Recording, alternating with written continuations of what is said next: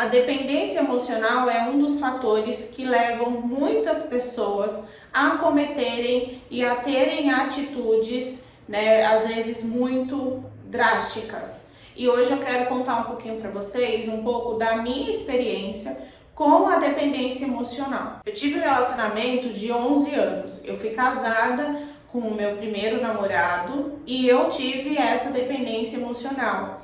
Antes eu não enxergava, né? Isso eu vim enxergando depois de um tempo e com ajuda psicológica, mas eu era totalmente dependente emocional do meu ex-marido. Era o meu primeiro namorado, eu comecei a namorar com 15 anos.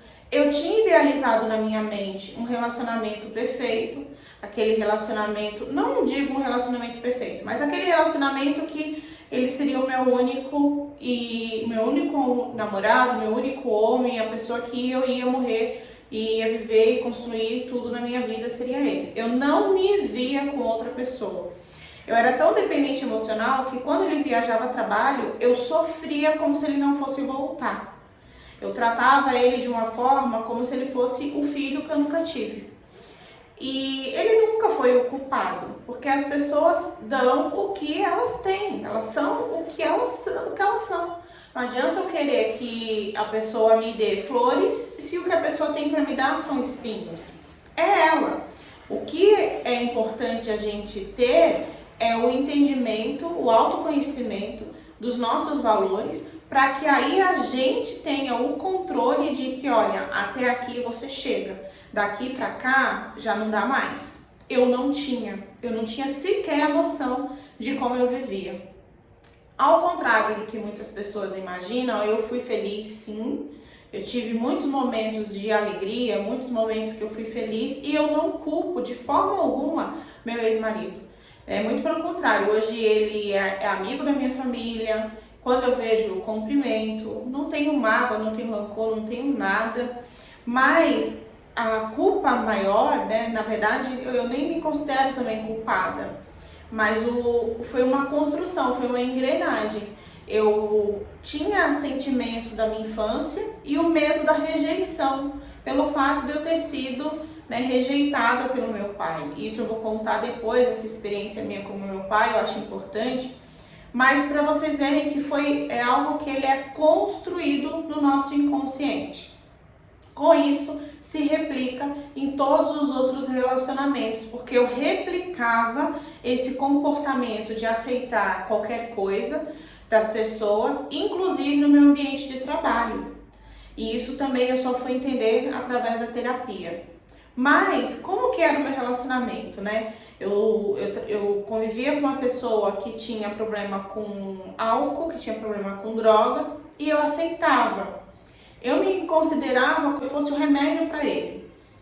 Eu não poderia deixar, porque senão ele ia se perder. E Deus, na minha mente, eu falava assim, Deus me colocou na vida dele porque eu preciso mostrar para ele que ele pode viver muito mais do que ele vive. E eu me envolvi muito emocionalmente também com todos os problemas que ele tinha, né, com relação a ter perdido o pai muito cedo, enfim, eu me envolvi também muito nisso. E com isso eu carreguei uma dependência emocional por 11 anos. Para vocês terem uma noção, gente, eu aceitava no final de semana ficar em casa com ele dormindo bêbado. Mas eu me sentia feliz porque ele tinha ido para casa dormir. Porque ele chegava às 8 da noite, um exemplo. Sendo que às vezes ele saía do serviço à 1 da tarde. E tudo bem, era ele estava sendo ele. Ele estava dando o que ele tinha para dar. Volto a dizer, ele não era o culpado. O culpado, na verdade, era a minha falta de conhecimento do valor que eu tinha, porque eu não enxergava o valor. Eu enxergava as ex-namoradas dele muito melhor do que eu.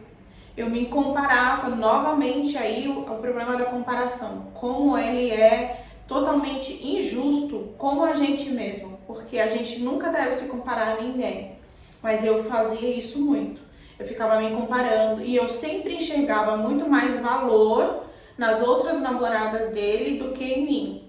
E o meu medo de abandonar ele era o medo que ele fosse voltar para alguma delas e me abandonar. porque novamente eu tinha o medo lá da rejeição, que foi o que aconteceu na minha infância. E isso foi se passando ano por ano, e eu fechada naquele relacionamento. E eu me contentava com pequenas mudanças. Ah, ele não tá bebendo mais tanto, ele já não tá usando drogas, ele já fica em casa no final de semana. Eu fazia de tudo pra gente poder viajar, pra gente poder estar com amigos, para que ele se afastasse das pessoas que eu achava que faziam mal para ele, porque na minha mente as pessoas eram culpadas. Eu não enxergava a realidade de fato. Então eu culpava as pessoas, eu culpava tudo, mas eu não enxergava a verdade de tão envolvida emocionalmente que eu estava, de tão dependente emocionalmente que eu estava. E por mais que as pessoas dissessem isso antes até mesmo de eu casar, eu não aceitava o que as pessoas me diziam. E muitas coisas aconteciam, as pessoas sabiam e eu não, e as pessoas achavam que eu sabia. Mas enfim. E aí eu sempre ficava na esperança de que quando a gente casar vai mudar. Quando isso acontecer vai mudar. E nisso anos foram se passando, a minha vida foi passando, até que em agosto de 2015 eu descobri uma traição. Aí eu já estava casada. Isso no namoro, até aí, 5 anos de casamento, já tinha vivido muitas coisas. Muitas coisas. Vocês não têm noção. Que eu não quero expor para não parecer aqui que eu estou crucificando ele. Porque eu acho que o intuito maior aqui é mostrar o quanto é importante a gente ter o nosso controle emocional e a gente enxergar o nosso valor. Para que aí sim as pessoas possam enxergar. Porque o que acontecia comigo era que eu não enxergava valor em mim. Então não tinha como outra pessoa me dar valor. Se eu mesma não tinha, eu não conseguia enxergar esse valor, entendeu? Então, volto a dizer, ele de forma alguma foi o culpado. Ele só dava o que ele tinha para dar. Aí eu descobri a traição e o meu comportamento foi, eu sou a culpada. Porque eu nunca quis ser mãe e ele tinha vontade de ser pai novamente. E aí eu falei, não. Eu sou a culpada porque eu não dei um filho. Aí eu parei de tomar anticoncepcional, comecei a fazer tratamento, tomar uma vitamina para engravidar e fiquei totalmente perdida na vida. Porque a culpada eu só enxergava que era eu.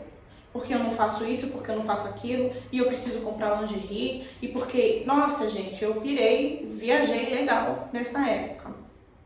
Até que uma luz veio na minha mente, porque eu fiquei tão abalada que eu não tinha forças para reagir, porque eu era totalmente dependente emocionalmente, né? Muitas pessoas, quando terminam um relacionamento, ou elas não têm vontade de viver, ou elas cometem aí alguma besteira, né? A gente vê, infelizmente, de marido que mata a esposa. Essa dependência, ela não é só da mulher, o homem também muitas vezes é dependente emocionalmente.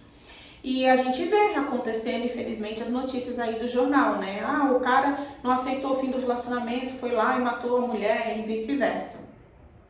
E aí eu comecei a me culpar, até que me deu um estalo e eu comecei a ir para a igreja. Só que eu não ia para a igreja perto da minha casa, porque como as pessoas eram conhecidas, eu não me sentia à vontade, sabe? Para chorar, para me desabafar, para me entregar realmente aquele momento ali com Deus. Aí eu comecei a ir para uma missa de cura e libertação, quando eu saía do trabalho toda quarta-feira. E, gente, eu chorava, eu pedia. E eu comecei também a me cuidar, porque eu falei, porque eu tô acima do peso, é porque eu não me cuido. Então eu comecei a me cuidar, né? Comecei a fazer caminhada. E aí eu comecei a ir para a igreja e comecei a pedir para Deus. Quando o Santíssimo passava e me ajoelhava, eu chorava, Senhor, me mostra. Senhor, me mostra. Me ajuda. Se eu preciso engravidar. Nessa época, eu lembro que teve um período que eu fiquei sem menstruar e eu achei até que eu já estava grávida. E eu falei, Senhor, me mostra se é isso, se eu tô certa, se eu tô errada. E Deus foi mostrando. Foi de uma forma que eu falei, era como se tivesse alguém desenhando para mim. Porque mesmo depois de eu ter descoberto a traição, mesmo depois de eu ter descoberto algumas coisas, ele não mudou. Porque era ele. Ele não ia mudar. E aí eu fui vendo que eu não era culpada, né? Então mesmo depois de eu ter perdoado, dele ter voltado para casa, ele continuou sendo a mesma pessoa. Aí eu descobri que ele continuava com a pessoa que ele tinha me traído, a própria pessoa tinha me dito. A pessoa dizia tudo que estava acontecendo dentro da minha casa, a pessoa sabia porque ele dizia. E aí eu falei, não, então, peraí, então eu não sou culpada. Aí foi quando foi clareando as coisas na minha mente. Só que eu cometi um grande erro. Quando eu terminei o meu relacionamento, 4 meses depois de eu ter descoberto a traição, eu não fui curar as minhas feridas. Eu quis curar as minhas feridas com outro relacionamento. Mas eu estava com os mesmos comportamentos. Eu novamente depositei toda a minha vida na outra pessoa. Com isso, o que aconteceu? Um relacionamento totalmente perturbado. Um relacionamento onde eu não conseguia ter paz, eu não confiava na pessoa. O que ela dizia pra mim, eu achava que ela estava mentindo. Doentio. Até que eu falei, eu não tô bem. Não é normal a pessoa querer controlar onde a pessoa tá, com quem que ela tá. Não é normal isso. Não é um relacionamento saudável, eu não quero isso pra mim. Foi a primeira vez que eu tomei a decisão de procurar ajuda psicológica. Isso eu acho que era em 2018. E eu falava pra psicóloga, eu fico tentando rastrear o celular, saber onde ele tá, isso, aquilo, eu desconfio de tudo. Uma mensagem pra mim já é perturbadora. Gente, era uma loucura. E aí ela falou, olha, Isabel, a pessoa, se ela tiver que fazer alguma coisa pra você ou com outra pessoa, ela vai fazer na sua frente. Você não tem esse poder de controlar, ninguém tem esse poder de controlar a vida de ninguém. As pessoas, o relacionamento sadio é aquele relacionamento que ele é livre. As pessoas precisam saber e tomar as decisões que elas querem.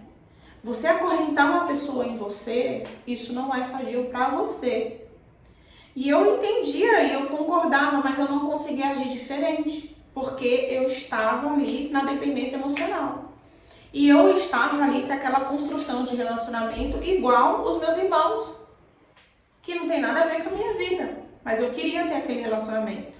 E eu era muito frustrada, porque eu não tinha casado na igreja, né? Porque lá atrás as coisas já estavam mostrando pra mim que aquele relacionamento não ia dar certo. Porque tudo que eu tinha planejado e sonhado já não estava dando certo. O casamento na igreja, a compra da casa, as coisas não andavam, mas mesmo assim eu insistia. E não é errado insistir, né? Eu tenho pessoas próximas a mim que se apegaram a Deus, que pediram, e Deus transformou a sua casa. Deus transformou o seu relacionamento. Mas para isso, a outra pessoa quis que isso acontecesse. E quando a outra pessoa não quer, não adianta, né? A gente insistir. Então, há situações e situações. No meu caso, foi essa. A outra pessoa, mesmo eu perdoando, mesmo vendo tudo que estava acontecendo, não quis a mudança. Então não adiantava eu querer, eu só ia sofrer mais e mais. Aí quando eu comecei a fazer o tratamento e enxergar o meu comportamento, tudo, eu comecei a querer que a minha psicóloga me desse uma receita de bolo pronta. E ela falou pra mim uma vez, olha, Isabel, você quer um bolo pronto e eu não posso te dar um bolo. Posso te dar uma receita, mas o bolo pronto eu não posso te dar. Aí o que eu fiz? Pior burrada, parei a terapia. Ah, não, ela não tá me ajudando. Eu não enxergava que, na verdade, eu não estava me ajudando. Até que o meu namorado virou e falou assim, olha, não dá mais. Você não confia em mim. E não dá pra gente continuar se você não confia em mim. Eu falei, você tem razão. Eu tenho muitos traumas, eu tenho muitas coisas na minha cabeça, nosso relacionamento começou muito perturbado e você tem razão, você não está errado. E o que fazer? Foi quando eu voltei para a terapia, voltei a fazer terapia e eu voltei a entender as minhas emoções. Eu comecei a enxergar quem era Isabel. E é muito engraçado, gente, porque quando eu olho para trás, eu tenho uma outra visão de tudo do meu relacionamento, de tudo que acontecia, de como eu era e de tudo que eu merecia, né? E hoje eu tenho todo esse entendimento porque eu ainda tenho ajuda psicológica, eu ainda tenho recaídas, eu ainda tenho momentos que eu tenho dificuldade de me posicionar, eu tenho dificuldade de falar não, porque eu tenho dificuldade de chegar e falar assim, olha, até aqui é o teu limite, daqui para cá não dá. Então é um processo. Eu acho importante falar sobre essa minha experiência e a importância que o tratamento trouxe para a minha vida, porque esse comportamento, essa sabotagem que a gente faz com a gente, essa dependência emocional, ela faz com que a gente replique em todos os outros relacionamentos, como eu já falei, se você não cuidar. Então, muito cuidado com o tipo de relacionamento que você está tendo. Se você está tendo um relacionamento, se a pessoa não cuida de você, se você não está tendo um relacionamento de parceria, é um sinal de alerta. Talvez você esteja dependente emocionalmente. E não é o que Deus quer para a minha vida e não é o que Deus quer para a sua vida. Eu acredito muito, que a gente tem que ser uma junção. A gente tem que caminhar juntos para que juntos a gente possa conseguir, construir, realizar sonhos. Que defeitos todos os casais têm, Todos os casais têm problemas, mas a gente não pode ter essa dependência emocional. Gente, eu não conseguia marcar um café com as minhas amigas, porque eu falava, não, mas eu vou deixar ele só. E a gente tem que ter uma vida social independente das outras, do nosso companheiro, da nossa companheira, do nosso relacionamento. Eu não conseguia me divertir se eu não tivesse com a outra pessoa. Eu não conseguia fazer uma viagem se eu não tivesse com a outra pessoa. A minha vida ela era totalmente presa. Eu lembro que quando eu fiz uma viagem e eu fiquei um final de semana fora, eu comemorei, porque era algo que eu não conseguia fazer. Eu não conseguia ficar um final de semana sem a pessoa, porque na minha mente, se eu me afastasse da pessoa, aquela pessoa ia me trair, ia ficar com outra pessoa. E se isso acontecer hoje, eu penso, é porque não era pra mim. É porque não era o que Deus quer pra mim. Mas volto a dizer, é um processo de autoconhecimento, é um processo onde a gente tem que buscar, onde a gente realmente consegue identificar os nossos valores e o que a gente merece. Tem uma frase que eu ouvi que eu achei que fez muito sentido. Às vezes a gente busca no outro algo que a gente já tem dentro da gente. O outro ele não tem que nos preencher, o outro ele tem que vir para somar. E se essa soma, se isso não está acontecendo, é um sinal de alerta para a gente ver se realmente vale a pena insistir nesse relacionamento. Principalmente se é um relacionamento onde há agressões, e agressões não necessariamente são físicas. Agressões verbais machucam e muito e afetam e muito o nosso psicológico. Então, onde há falta de respeito, onde há agressões verbais e não verbais, é um sinal de alerta. Então, cuidado para que você não entre num relacionamento que não é o que Deus quer para sua vida. O que me ajudou muito foi realmente buscar a ajuda de Deus e a ajuda da terapia. Foi o que me fez enxergar que eu estava vivendo algo que não era o que Deus queria para minha vida. E até hoje, eu ainda estou na busca desse autoconhecimento. É um processo, como eu falei para vocês, mas é um processo muito válido. Porque você se sente, eu me sinto hoje, com cada passo que eu dou, como eu falei, uma viagem que eu consigo fazer e deixar a pessoa sozinha, eu me sinto hoje como se eu estivesse conquistando algo. É como se eu estivesse deixando as correntes, tirando as correntes do meu punho ou da outra pessoa.